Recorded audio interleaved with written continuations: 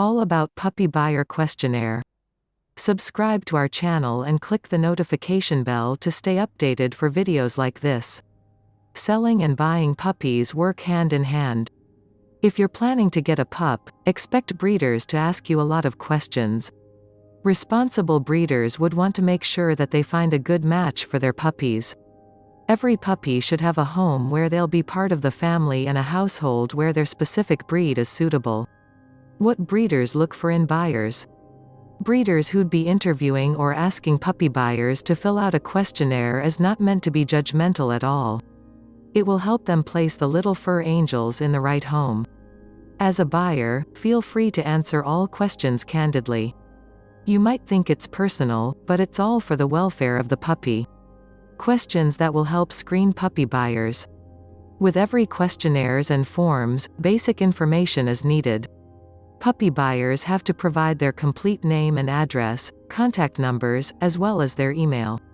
Other questions that seem basic but essential are your occupation, as well as your spouse or partner, the number of family members, and the ages of each. Don't forget references such as mutual acquaintances that currently own the breed that you like or dog trainers. They'd be kept confidential, but they're needed for an additional background check. Breeders mostly have further questions that are related to the breed they're selling, but these are the crucial ones. Why choose this breed? The first actual question that would concern breeders is the buyer's purpose of choosing that specific kind of dog. Did they have this breed before, which means they already know what to expect? It could fall into different categories. Is the buyer purchasing that puppy or breed as a family companion or for pet therapy? Is it for a dog show, obedience, or agility competitions? Maybe for hunting or fieldwork, or breeding purposes. Not only will the breeder think of the current situation of the buyer and the puppy, but also the dog's future. What other pets do you currently have? Some breeds are not suited for homes with other dogs or pets. Others aren't okay with having little dogs around, while some will get too scared if they live with a canine that is way bigger than them. Puppy buyers would need to know how many pets you have in your house, what breed, and their ages. They'd also have to be informed if fellow dogs are spayed or neutered. The concerns here are financial costs in having an addition to the family, accidental mating, or avoiding injury to all the animals in their home. Most people who get puppies either underestimate or forget the expenses that are involved aside from dog food. There's annual license fees, veterinary costs, insurances, even dog boarding services whenever owners travel. If ever you've encountered a puppy buyer questionnaire or application form, you would notice that some of them would only have a few slots for current pets. Some breeders would prefer potential buyers who have only one pet, while others are okay if you have a maximum of 3 pets. What will be the living condition of the dog? Do you live somewhere that is warm or cold? Canines have different types of coating, and each has specific needs when it comes to location. How about those high-energy breeds or diggers? Does the buyer already have a fenced yard, or will they be able to provide it? Do they live in a condo, apartment, mobile home, or a house with a pool? It may seem over the top, but our little fur babies need to live in a comfortable home. Who will primarily take care of the dog? All pets need our care and attention every day. It's our responsibility to fulfill their needs, even for an hour or so. If you're going to buy a puppy to lock them in a crate 24/7, then it's best to forget about all this.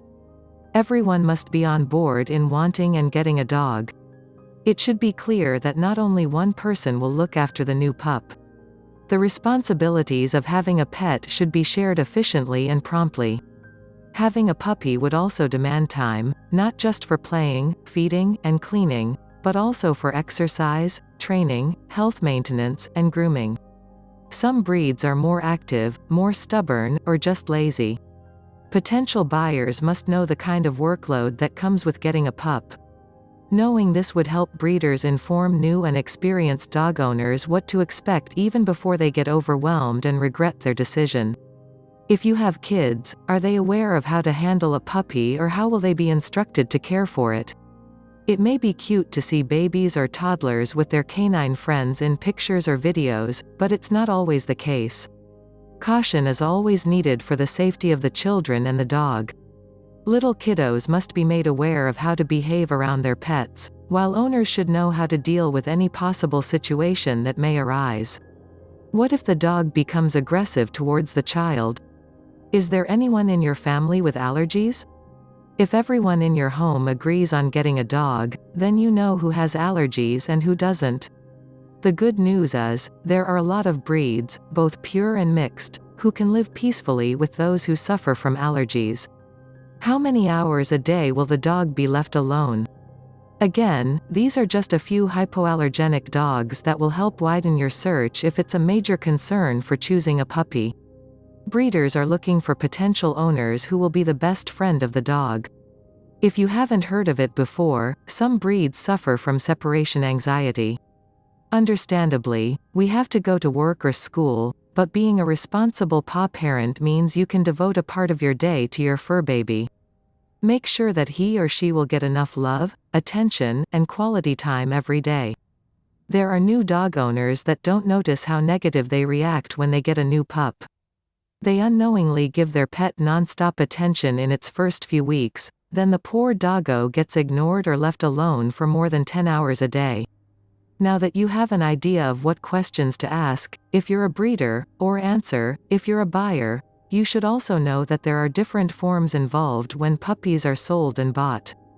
Aside from the questionnaire that serves as a puppy application form for buying or adopting, there would also be a puppy contract. If needed, there can be a return puppy to the breeder contract. Most contracts would include information about the buyer of the puppy or dog shouldn't be sold or transferred. Also, they shouldn't be given to anyone, whether an individual or establishment who would resell the canine. That includes institutions that practice or experiment on animals. If the new owner of the puppy can't keep it for any reason, the breeder should be notified right away. Buyers would usually be given several months from the date the puppy sale contract was signed to return the dog with a refund. After that, the dog can still be returned anytime, no matter the reason. Once returned, the buyer should sign the contract that the breeder would be the sole owner of the puppy or dog. So whenever you're in the breeding business, this is an aspect that you shouldn't forget to have. Before getting a puppy, all dog owners should know the difference between a limited and full registration. Registering puppies covers a lot. Having your dogs registered with clubs, such as the American Kennel Club, AKC, would help promote responsible canine ownership, ensure their health, and make sure good breeding practices are followed. Only professional breeders and those who actively have their dogs participate in conformation events are required to apply for full registration. It's also available for the entire litter and approved breeding homes. Limited registration is for non-breeders, and are only applicable for individual pups who are accepted more like a family companion. Forms and contracts are for the welfare of the dogs. Asking questions and honestly answering them is always a good thing. Any additional information that is not included in the questionnaires is welcome. If things don't work out, breeders would either recommend a breed that's more suitable for the buyer's home or refer them to another breeder. Aside from the red flags that breeders consider, they can keep the buyer on a list and see how involved they are in wanting the dog. Whether you're buying puppies or selling them, the main priority here is the dogs. If you find this video helpful, make sure to subscribe to our channel and click the notification to get more videos like this. Thanks for watching.